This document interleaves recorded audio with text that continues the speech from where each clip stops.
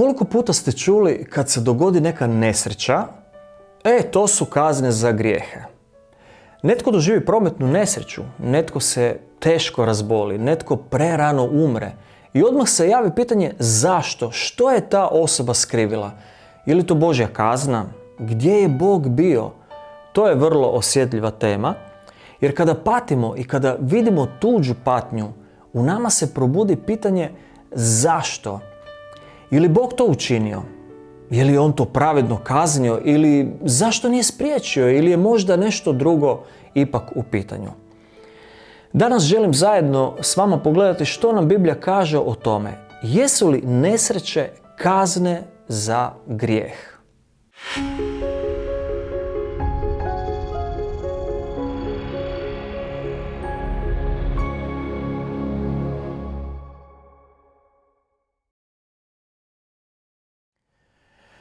Dobrodošao ponovno na kanal Povratak pravim vrijednostima. Zahvaljujem ti na pretplati i na tvom komentaru.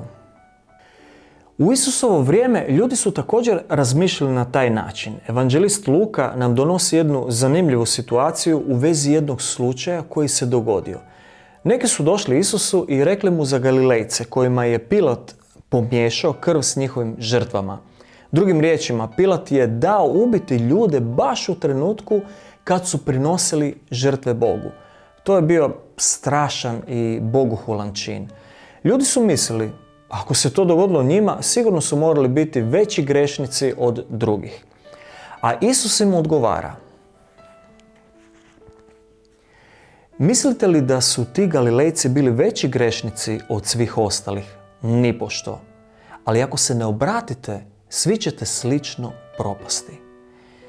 I sam Isus im dodaje još jedan primjer. Sjećate se onih 18 ljudi na koje je pala kula u Siloamu i usmrtila ih? Mislite li da su oni bili gori dužnici od svih ostalih u Jeruzalemu? Nipošto. Ali ako se ne obratite, svi ćete tako propasti.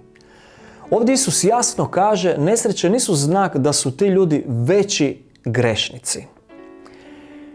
Evo imamo neke biblijske primjere patnje koja nije zapravo kazna. Imamo poznati primjer za Joba. Job je izgubio sve, obitelj, zdravlje, imanje. Njegovi prijatelji tvrdili su, to ti je kazna. Sigurno si skrivio nešto veliko. Ali Bog na kraju kori te prijatelje i kaže da nisu govorili istinu. Job nije bio kažnjen zbog grijeha. Njegova patnja bila je ispit vjere. Imamo primjer slijepac od rođenja u Novom Zavjetu u Ivanu 9. poglavlje od 1 do 3. Kad su učenici vidjeli čovjeka slijepa od rođenja, pitali su Isusa, tko je sagriješio, on ili njegovi roditelji?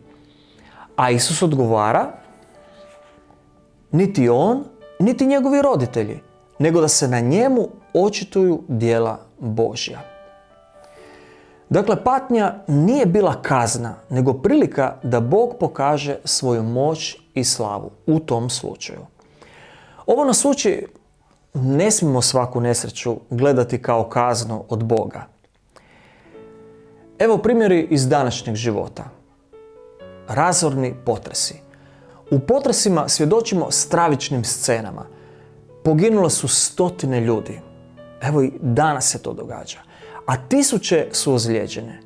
Mnogi su još uvijek zarobljeni pod ruševinama, dok spasioci pokušavaju doći do njih. Brojne kuće, zgrade i čitavi gradovi su razoreni. Svjedoci smo sve češćih i razornih poplava u kojima za samo 3 sata, na primjer, padne količine kiše koja bi inače pala u 3 mjeseca. Vode bujaju, potapaju kuće, uništavaju infrastrukturu i odnose ljudske živote. Šumski i gradski požari haraju širom svijeta, ostavljajući za sobom spaljena naselja, evakuirane obitelji i razorene ekosisteme. Često uzrokuju i ljudske živote. Prometne nesreće. Netko strada na cesti i ljudi često kažu, sigurno mu se vratilo. Posebno ako je bio zao ili nije bio tako dobar čovjek, a mnogi su ga poznavali kao takvoga, pa i nisu baš žalili za njime. Ali istina je da se nesreće događaju i najboljim, najpoštenijim ljudima. To nije automatski Božja kazna. Na cestama svakodnevno ginu ljudi. U sekundi zbog nepažnje, zbog brzine ili tehničkih kvarova čitavi životi nestaju. Iza njih ostaju obitelji, nažalost u boli i u šoku. Želim podijeliti s tobom tragičnu priču o tome kako je moj rođak poginuo u saobraćajnoj nesreći. Nažalost, nije bio jedini. Više njih iz naše obitelji izgubilo je život upravo na takav način. Jedan moj bratić nastradao je kada još nije napunio ni 15 godina. Bio je to ogroman gubitak i duboka tuga, posebno jer je bio tako mlad. Prisustvovati toj tragediji bilo je zaista strašno, posebno za njegove roditelje. Sjećam se kako je njegov otac, moj rođak, u očaju govorio: ostavite mi ga ovakvog kakav je. Njegov sin ležao je mrtav u otvorenom lijesu, s licem izobličenim od teških povreda, gotovo neprepoznatljiv. Njegova majka izgledala je toliko slomljeno, kao da više nije željela živjeti. Kao dječaku, meni osobno bilo je izuzetno teško i traumatično gledati sve to. Te slike mi se i dan danas urezuju u sjećanje. Ono što mi i danas djeluje gotovo nestvarno, tragično, pa čak do šoka i nevjerice, jeste način na koji je jedan moj bratić izgubio isto život. Bio je u kasnim 30-ima, poduzetan čovjek, direktor, ne želim sad ulaziti u detalje, otac 2 djece, a upravo mu se rodilo i 3. dijete. Tog dana išao je sa poslovnog sastanka iz Zagreba, a vraćao se magistralom prema Splitu s još 3 ljudi u automobilu. On je vozio. U jednom trenutku prilikom mimoilaženja s kamionom dogodilo se nešto što zvuči kao scena iz filma. Vrata prikolice kamiona su se otvorila i ogroman taj metalni teret pao je točno na prednji dio njihovog automobila. Udarac je smrskao vozilo i moj bratić i suvozač poginuli su na licu mjesta. 2 putnika sa zadnjeg sjedišta čudom preživjeli su s lakšim povredama. I danas se pitam kako je moguće da se baš u toj sekundi to dogodilo. Da su se mimo išli samo, 2 sekunde ranije ili kasnije, sve bi bilo drugačije, to se zapravo ne bi dogodilo. Takva situacija, po mom mišljenju, može se dogoditi jednom u milion slučajeva. Najtužnije od svega je to što je iza sebe ostavio suprugu, sina, djevojčicu od 1 dana i još jednu bebu koju je tek ovih dana bila rođena. Toga dana je zapravo planirao ići po suprugu i novorođenu kćerkicu u bolnicu. I nakon mnogo godina, u jednom razgovoru s mojim ujakom, s tugom u glasu zapitao se: zašto je moj sin morao poginuti na takav način? Gdje je bio Bog da ga sačuva? A moj ujak je doživio duboku starost i toga se prisjećao sa velikom tugom. Zašto baš on? Je li on to zaslužio? Iako rjeđe nesreće u zračnom i željezničkom saobraćaju odnose veliki broj života odjednom, ostavljajući za sobom tragedije koje se pamte pa desetljećima. Bolest, netko dobije rak ili neku drugu tešku dijagnozu. Ljudi pitaju: pa što je skrivio? Ali mnogi koji su živjeli pravedno, pomagali drugima i činili dobro, ipak obole. Bolest nije nužno Božja osveta. Ali Isus nam kaže: ne gledajte na to tako. Takvi događaji trebaju nas podsjetiti koliko je život krhak i koliko trebamo biti spremni na susret sa Bogom.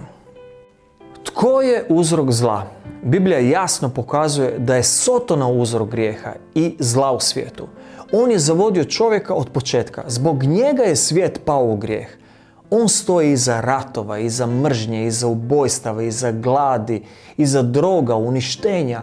On koristi prirodu na različite načine, evo kao što smo spomenuli, poplave, potrese i ljude da širi strah, smrt i uništenje. Zato u svijetu vidimo toliko patnje. Nije Bog taj koji uživa u tome. Bog je Bog života, ali Sotona je, kao što kaže u Bibliji, kradljivac, ubojica i lažac od početka, u Ivanu 8:44. No dobra vijest je da je Krist već pobjedio Sotonu na križu. Njegova vlast je ograničena i dolazi mu kraj. Zašto postoje nesreće i patnje? Zato što živimo u palom svijetu. Smrt i zlo ušli su kroz grijeh. Zato što su nesreće često posljedica i ljudskih odluka, nepažnje, sebičnosti, pohlepe, mržnje i svega onoga što čovjek krivo radi. Pa čovjek je ne ponekad, nego često je najveći neprijatelj čovjeku. Zato što Bog ponekad koristi teškoće da nas probudi. Opomene, izgradi naš karakter ili nas vrati k sebi. To je Božji cilj. Patnja nas podsjeća da nismo gospodari života, da je život krhak i da trebamo Boga svakoga dana. Ali Biblija govori i o Božjim kaznama. Moramo biti iskreni. Postoje i trenuci kad Bog zaista šalje kaznu. Evo recimo, potop u Noino vrijeme.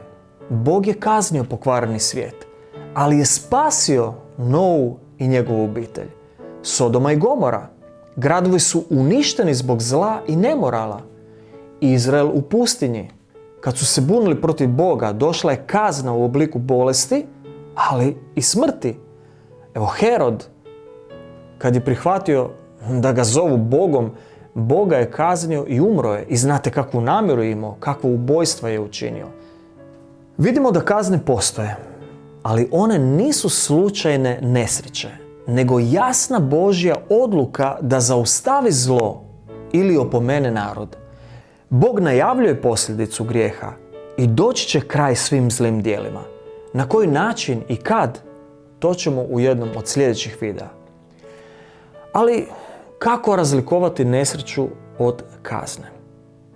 Kod Božje kazne uvijek postoji jasna poruka. Bog nikad ne ostavlja narod u neznanju. Dakle, Bog najprije opomene. Božje opomene su najave Božjih kazni, koju mi možemo izbjeći, koju mi možemo znati unaprijed. A kod običnih nesreća ili bolesti nemamo Božju riječ da je to kazna. To su posljedice palog svijeta, Sotone i ljudskih odluka. Dakle, i čovjek može sam na sebe donijeti nesreću. Ali postoje nesreća koje se dogode. Jednostavno tu ne možemo jer živimo u takvom svijetu. Ako svaku nesreću proglasimo Božjom kaznom, činimo nepravdu i ljudima i Bogu.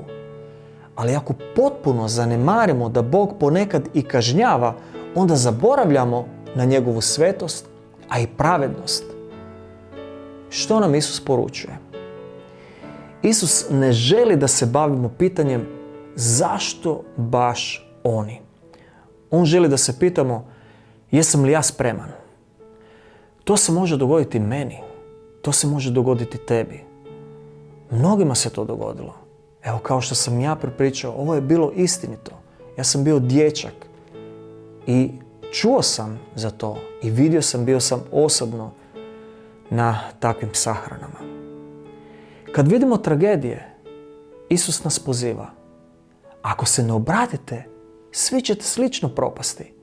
To znači, prava opasnost nije smrt tijela, nego odvojenost od Boga. Nesreće i kazne trebaju nas podsjetiti na obraćenje, na povratak Bogu dok još ima vremena. Zato to nije šala. Mi moramo ozbiljne odluke donijeti u životu. Dakle, jesu li nesreće kazne za grijeh? Ponekad, ali ne uvijek. I znamo razliku. Neke nesreće su posljedice Sotone, palog svijeta i ljudskih odluka. A neke nesreće Bog dopušta da nas probudi. Pa kad gledamo te nesreće, kad gledamo ovo sve što se događa oko nas, pa ja mislim da niko ne može biti ravnodušan. A ponekad, da, postoje Božje kazne, ali one su uvijek pravedne, jasne i s ciljem da spase, a ne da unište. Najvažnije je ovo. Bog ne želi smrt grešnika. On želi da se obratimo i da imamo život u Kristu. To je ono što možemo izabrati. Zato kad sljedeći put čuješ za neku tragediju, nemoj odmah pomisliti to je kazna. Umjesto toga, sjeti se Isusovih riječi.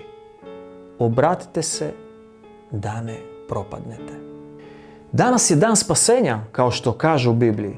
Danas je vrijeme da se vratimo Bogu, dok još traje njegova milost. Vidimo se.